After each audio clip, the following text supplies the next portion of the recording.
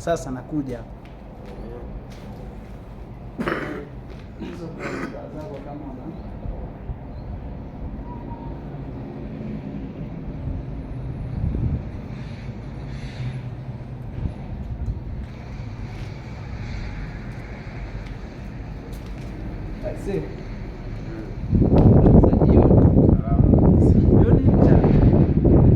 mchana naona na kushangaa unaongelea jipi.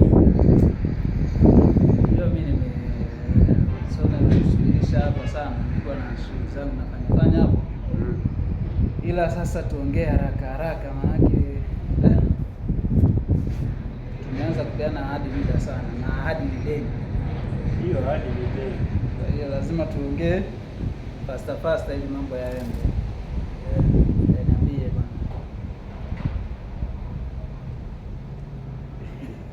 Ila umesahau ile harufu sasa mimi naanza kuongeleza hadi kikwetu sasa. Bye. Nisogeze karibu hapa, naona kama iko mbali, ila sasa tuhakikishe hatuigonge. Kama haijasogea saa hizi ujue hiyo hapo milele kuanguka, haiwezi kuanguka, imesogea kidogo.